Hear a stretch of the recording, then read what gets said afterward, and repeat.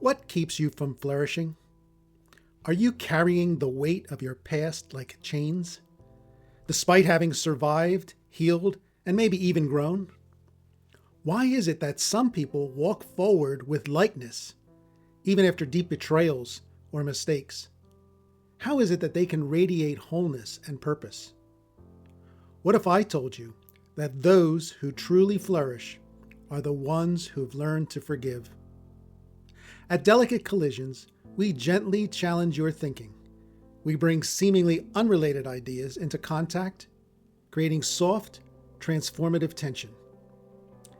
In this program, we will explore the spaces between your regrets and your comfort with the past, between forgiving others and forgiving yourself.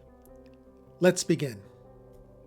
How we feel about the past, whether we're steeped in regret or cradled by comfort, shapes the trajectory of our future. And ultimately, it shapes our ability to flourish. But before we go further, let's take a moment to understand how memory works, without getting too technical. Memory is a biological process.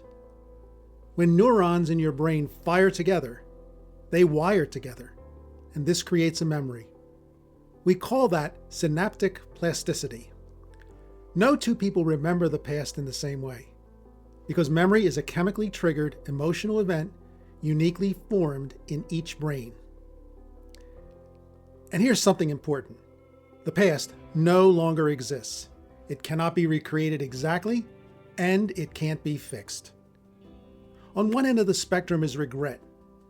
People who dwell here are often haunted, looping through old wounds, longing for do-overs.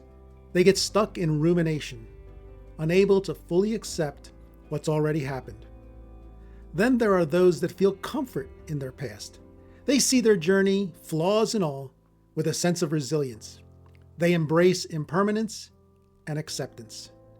When considering your past, are you living under the gravity of memory brought on by regrets, or are you lifted up by the momentum of growth, knowing that your past, successes and failures, form an amalgam of experiences that can enable your journey to reach your potential? Do you need to find peace? Do you live with anxiety in the present because of past regrets? Then part 2 will equip you with the means to be resilient, gain momentum, and achieve comfort. The act of forgiving is a skill that must be learned. It must be practiced so that you build the physical and emotional muscle memory to break the chains that bind you in the depths of regret. It only takes one person to begin the process, and that's you. Self-forgiveness is an inner reconciliation. It's the moment you face your own flaws and mistakes, not to excuse them, but to accept them without shame. It requires humility, ego destruction, and radical honesty. Forgiveness of others, on the other hand, is the act of releasing them from the debt of harm. It doesn't require a confrontation. It doesn't even require their awareness. Here's what I want you to remember. Forgiveness isn't about justice. It's about release. If that is hard to understand, let's quickly move to part 3, where we will explore the delicate collision and resulting consequences of being selfless. Let me give you the punchline right up front. You will never truly flourish until you let go of transactional forgiveness and embrace selfless forgiveness. Let's break that down. On the left side of the model where regret lives, forgiveness is transactional. It's a negotiation, a quid pro quo. You may say to yourself, I regret what I did, so I must do something to make up for it. Something that might look like penance or self-punishment or some form of moral balancing.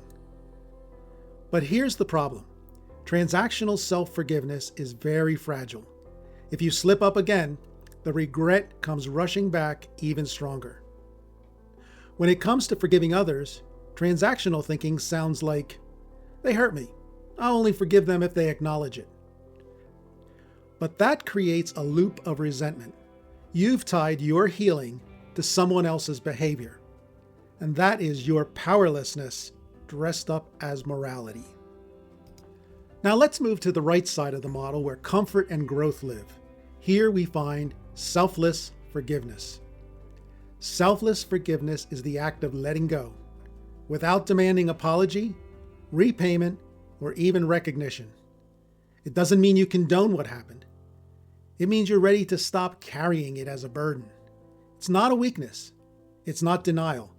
And it doesn't require reconciliation. You might say, yes, I've made mistakes, but I have woven them into who I am. This isn't about erasing your past. It's about transforming it. Your regrets become the raw material for growth. Your flaws become generative, part of the creative force of your life. For selfless forgiveness of others, you might say, they wronged me, but I no longer need repayment to move on. This is called graceful detachment. The other person may never know you've forgiven them.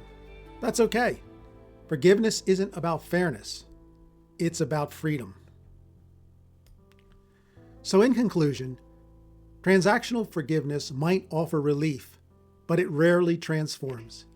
It seeks justification, not transcendence. Selfless forgiveness, on the other hand, is deeply freeing. It lowers stress, reduces rumination, and opens the door to flourishing. It is the embodiment of quiet power. Remember, to forgive is not to forget. It is to live your memories without chains. The arrow of time only moves in one direction. The hidden dealer only deals one hand, and you don't get to turn your hourglass of life over again. So please listen to me. If you have anxiety in the present, it is because you worry about the future and you regret your past. You can't fix your past because it no longer exists. Don't try to manage the present in an attempt to fix the past. It doesn't work. It never has. Practice selfless forgiveness of yourself and others, and you will extinguish your anxiety, enjoying comfort with your past, contentment in your present, and confidence in your future.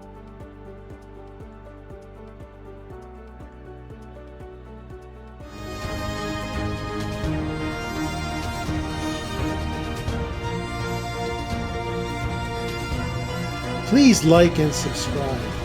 If you would like to support the channel, buy us a cup of coffee. See the link below in the description. And as always, thank you for watching.